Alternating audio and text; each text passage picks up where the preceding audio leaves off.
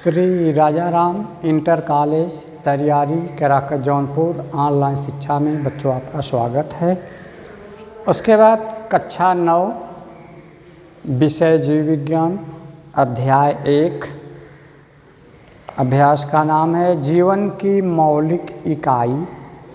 इसमें प्रिय बच्चों 3 अध्याय आपको पढ़ना है कक्षा 9 में जो है।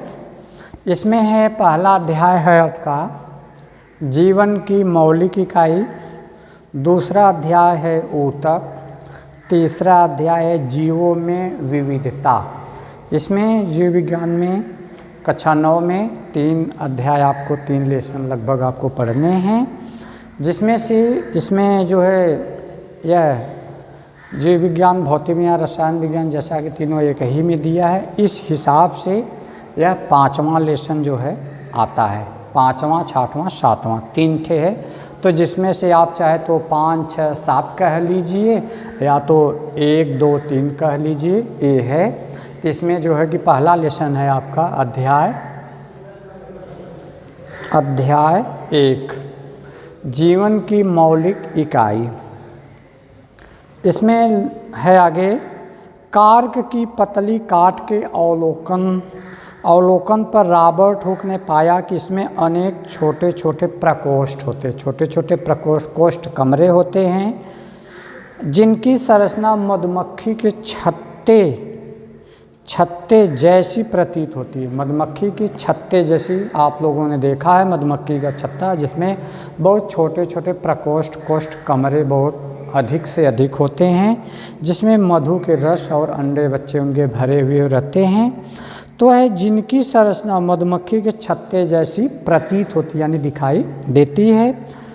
कार्क एक पदार्थ है जो लिखा है कार्क की पतली काट के अवलोकन कर रॉबर्ट हुक ने पाया।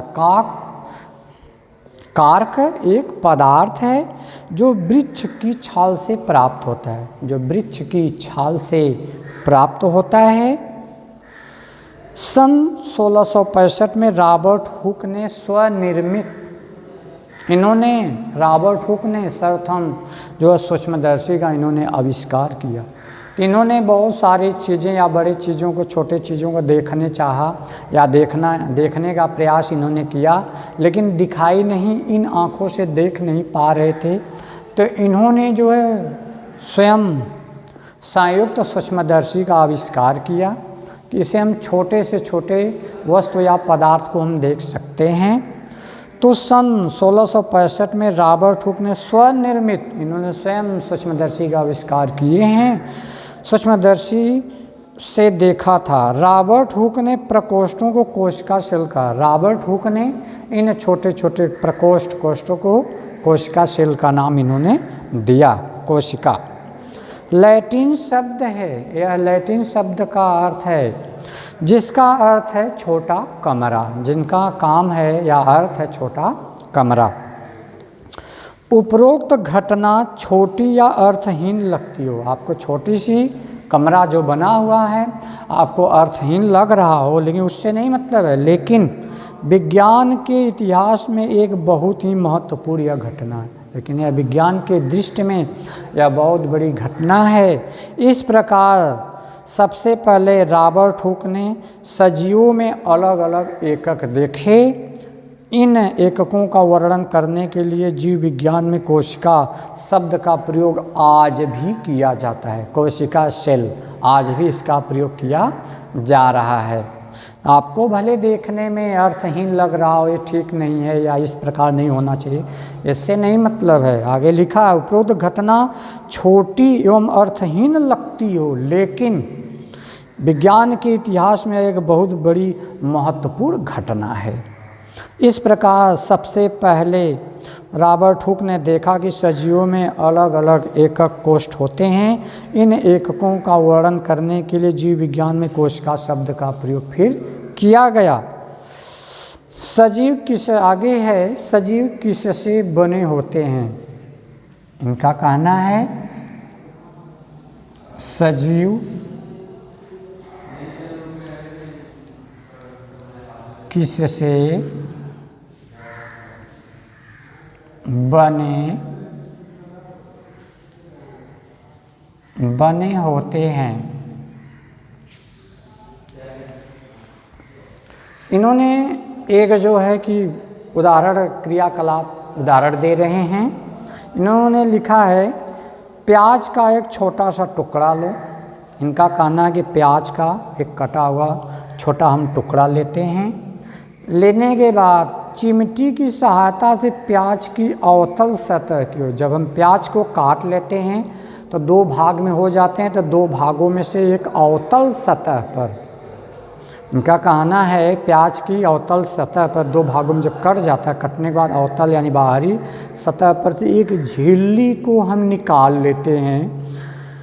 प्याज का एक छोटा टुकड़ा लो, चिमटी की सहायता से प्याज की अवतल सतह की ओर से यानी भीतरी सतह, अवतल यानी बाहरी यानी अंदर से, अंदर अवतल सतह, अवतल मतलब जिनका एक तल दबा हो और एक उभरा हुआ तल हो, उत्तल, बाहरी उत्तल है और नीचे अंदर की तरफ जो तल दबा हुआ अवतल तल, एक निकाल लेते हैं।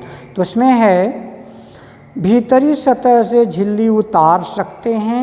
इस झिल्ली को तुरंत पानी वाले वाच ग्लास में या पेट्री डिश में हम इस झिल्ली को रख लेते हैं। रखने के बाद इन्हें हम सूखने से बचाते हैं।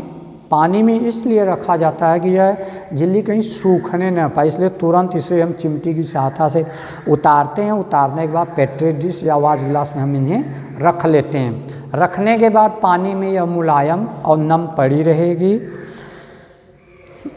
इससे झिल्ली मुड़ने अथवा सूखने न पाएगी। हम इस झिल्ली से क्या करें, एक कांच की स्लाइड लेते हैं। इनका कहना है एक कांच का बना हुआ एक स्लाइड होती है।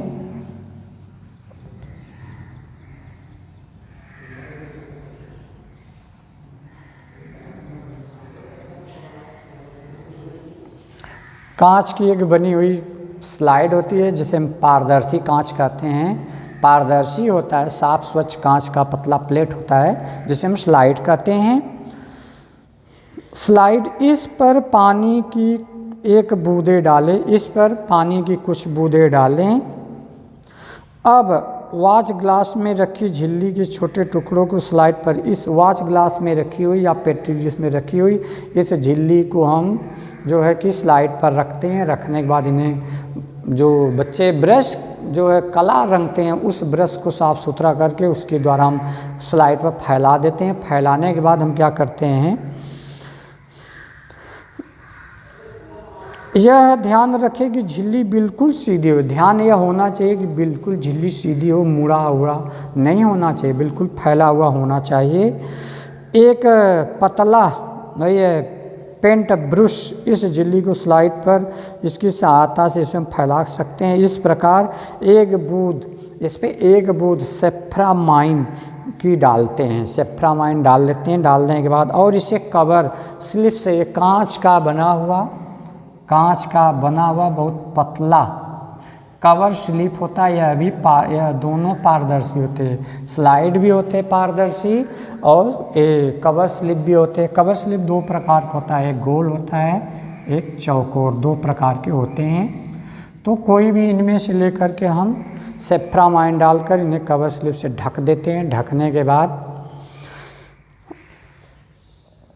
कवर स्लिप की सुई की सहायता जिस प्रकार रखें कि इसमें वायु के बुलबुले न आए। अगर हम कवर स्लिप को, इस कांच की प्लेट को स्लाइड पर अगर कवर स्लिप को रखते हैं जिसमें वायु के बुलबुले नहीं आने चाहिए, इस प्रकार हम सुई की सहायता से रख लेते। रखने के बाद और अपने अध्यापक की सहायता लें। हमने प्याज की झिल्ली की अस्थायी स्लाइड बनाई। यह प्याज की बनी हुई अस्थायी स्लाइड होती है।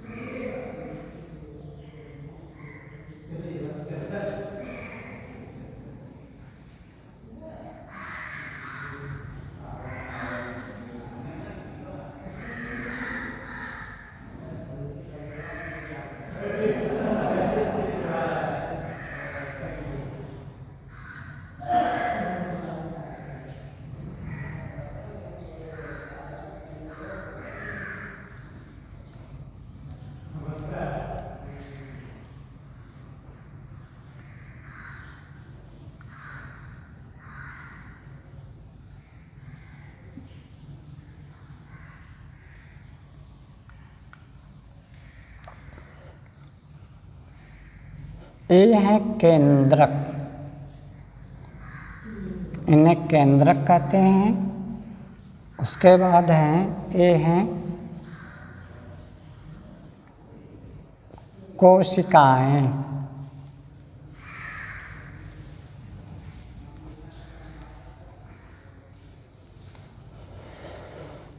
कोशिकाएं, ए है प्याज की झिल्ली की कोशिकाएं, जो अभी हम स्लाइड पे बता रहे थे। रख लेते हैं जब सूक्ष्मदर्शी पर। अपने अध्यापक की सहायता लें। हमने प्याज की झिल्ली की अस्थायी स्लाइड बनाई। अगर झिल्ली हम जो अभी अभी बता रहे थे आपको प्रयोग, इस प्रकार की कोशिकाएं हमें दिखाई देती है। प्याज की झिल्ली की कोशिकाएं।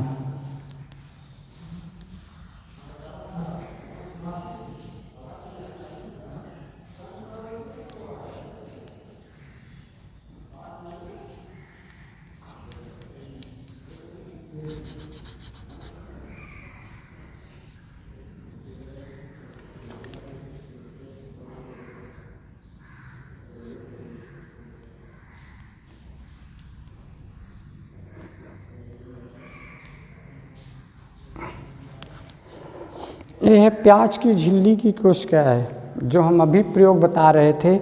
जब हम इस झिल्ली को उतार लेते हैं प्याज में से पानी या पेट्री डिश में रखने के बाद, जब हम इन्हें स्लाइड पर रखते हैं और सेफ्रामाइन डालकर कवर स्लिप से ढक लेते हैं, इसमें एयर बबूल नहीं आना चाहिए, वायु के बुलबुले नहीं आना चाहिए, तो हमें इस प्रकार की संरचना दिखाई देती है। जो लिखा है इसमें जगह जगह केंद्रक होते हैं और जो है ये हैं कोशिकाएं। ये जगह जगह क्या है, ये सब कोशिकाएं हैं, तो ये लिखा है केंद्रक और कोशिकाएं। तो इन्हें जब हम सूक्ष्मदर्शी में देखते हैं तो इस प्रकार की संरचना दिखाई देती है। वही लिखा है प्याज की झिल्ली की कोशिकाएं। अब हम इसे पहले कम शक्ति वाले, जब हम इन्हें देखने की कोशिश करते तो पहले कम शक्ति, कम आवर्धन वाले क्षमता से देखते हैं, बाद में जो है अधिक उच्च शक्ति वाले आवर्धन सूक्ष्मदर्शी में देखते हैं।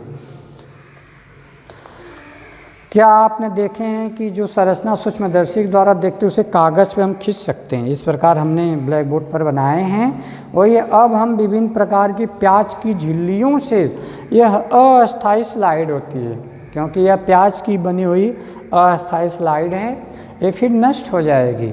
अस्थायी स्लाइड बनाएंगे। क्या हम देखते हैं कि एक समान संरचनाओं को देखते हैं अथवा भिन्न, इसमें संरचनाएं लगभग एक समान आपको दिखाई दे रही है।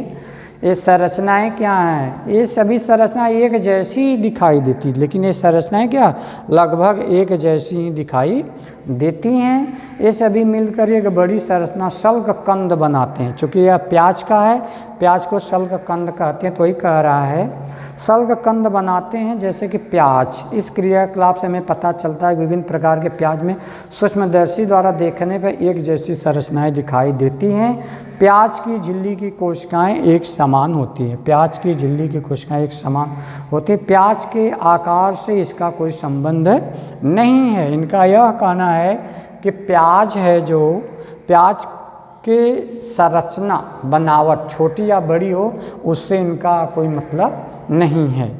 यह शल्ककंद प्याज है। और रॉबर्ट हुक ने 1665 में सूक्ष्मदर्शी को खोजा।